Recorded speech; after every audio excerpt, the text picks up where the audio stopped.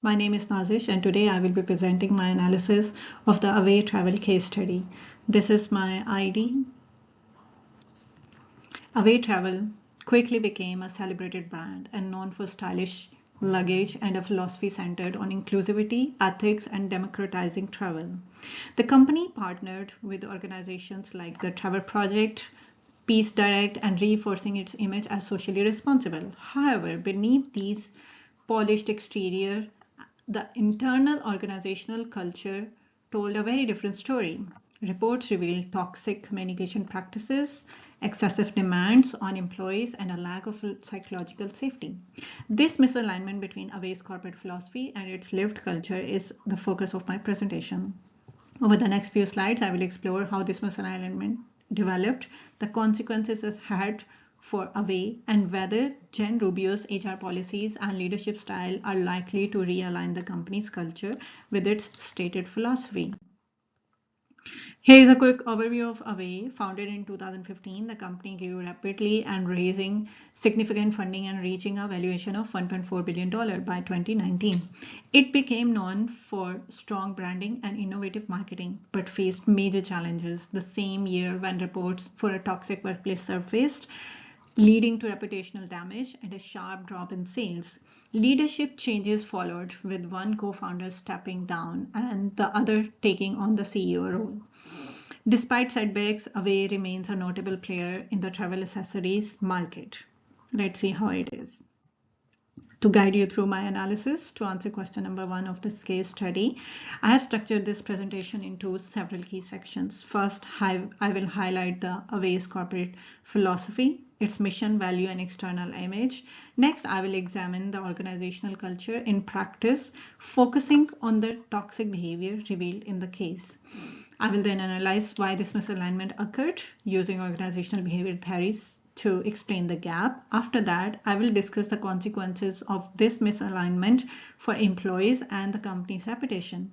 I will explore then Jen Rubio's HR policies and leadership style and evaluate whether they can realign the culture with the philosophy. Finally, I will conclude with key takeaways of recommendations followed by our reference slide. Away's corporate philosophy was built around the idea of democratizing travel, making it accessible, seamless, and enjoyable for everyone. The company emphasized inclusivity and a commitment to positive social impact. This wasn't just marketing language. Away partnered with organizations such as Travel Project, Peace Direct, International Medical Corps, and others, signaling a genuine desire to align the brand with social responsibility. Externally, Away projected an image that was ethical and empowering. Its products were celebrated by Vogue, Adweek, and Fast Company, and the brand positions itself as both fashionable and socially conscious.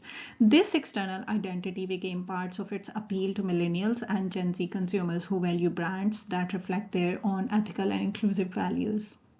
From an organizational behavior perspective, these statements and partnership represents what Edgar Schein calls espoused values, the ideas and principles a company claims to live by. Espoused values are visible in mission statement, branding, and public commitments. The challenge, as we will see, is whether these espoused values were truly reflected in Away's internal culture and daily practices. While Away's philosophy emphasized inclusivity and empowerment, the lived culture was very different. The Verge exposed revealed a toxic environment that contradicted the company's stated values. Communication was tightly controlled through Slack. Employees were publicly shamed for mistakes, often in front of entire teams. For example, CEO Steph Curry called an account manager brain dead over a minor error. This kind of public humiliation created fear and eroded psychological safety. Micromanagement was constant, with leaders demanding photo evidence of work and monitoring employees late into the night. Employees were expected to work long hours, often past midnight, and paid time off requests were denied unless arbitrary conditions were met. Managers even asked staff to post pictures of themselves working at home late at night, reinforcing a culture of overwork. Perhaps more troubling was the firing of employees who created The Hot Topic Slack channel, a safe space for LGBTQIA staff and employees of color. Corey accused them of being racist and discriminatory and dismissed them one by one. This action directly contradicted Away's external message of inclusivity. From Edgar Schein's perspective, these behaviors are organizational artifacts, visible practices like Slack messages and PTO policies. They reveal underlying assumptions of control, perfectionism, and a belief that criticism equals growth. These assumptions clashed with the company's espoused values of inclusivity and empowerment. So while Away's external image was ethical and empowering, its internal reality was exclusionary, controlling, and toxic. This misalignment between philosophy and culture became the root of the company's crisis. Now that we have seen the toxic practices inside Away, let's look at why this misalignment between philosophy and culture happened. First, Away was operating under intense startup pressure. Like many young companies, the focus was on rapid growth and scaling at all costs. This growth at all cost mentality often leads to cutting corners on culture and HR safeguards because the priority is revenue and valuation. Second, Steph Curry's leadership style played a major role. Her approach was authoritarian and coercive, demanding long hours, denying PTO, and publicly shaming employees. At times, she used empowerment language, but in practice, it was manipulative, which aligns with what scholars call pseudo-transformational leadership. Instead of inspiring employees, it masked exploitation. Third, Away lacked strong HR structures to protect employees. Without clear policies or checks on leadership behavior, toxic practices went unchecked. This left employees vulnerable and created a culture of fear rather than inclusion. From an organizational behavior perspective, the competing values framework helps explain this imbalance while leaned heavily into the control quadrant, emphasizing hierarchy, rules, and perfectionism while neglecting the collaborate quadrant, which values teamwork and inclusivity. So this misalignment was driven by startup pressure, coercive leadership, and weak HR safeguards, all reinforced by a culture of control. The misalignment between Away's philosophy and culture had serious consequences. The Verge exposed publicly revealed toxic practices, causing reputational damage and undermining the brand's image of inclusivity. Internally, employees experienced burnout, high turnover, and lack of psychological safety. Staff felt humiliated and unsupported, which eroded trust in leadership. Externally, sales dropped by 90%. While the pandemic amplified this decline, the culture scandal severely weakened customers' confidence. Edmondson's theory of psychological safety explains this impact. When employees don't feel safe to speak up or make mistakes, innovation and engagement collapse. So the cost of misalignment was both human and financial.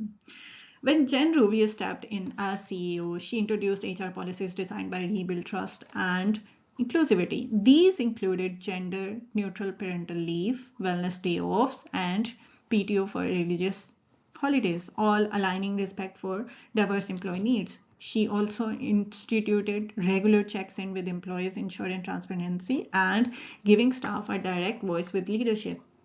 From a leadership perspective, Rubio's style reflects the transformational and inclusive leadership. Barr's transformational and model emphasizes inspiring and motivating employees, while Goldman highlights emotional intelligence and empathy. Her focus was on transparency, work-life balance, and employee voice directly, contrast with Corey's coercive style, and begins to realign culture with philosophy. The question is, will these policies succeed in realigning Away's culture with its philosophy? The evidence suggests yes. The reforms directly address the misalignment by turning espoused value into lived practices. They build inclusivity, trust, and engagement, which strengthens alignment between the brand promise and the employee experience. Theoretically, this reflects servant leadership, prioritizing the needs of employees, and Kotta's change model, which emphasizes creating urgency, building coalitions, and embedding new practices into culture. Away's case demonstrates a critical lesson.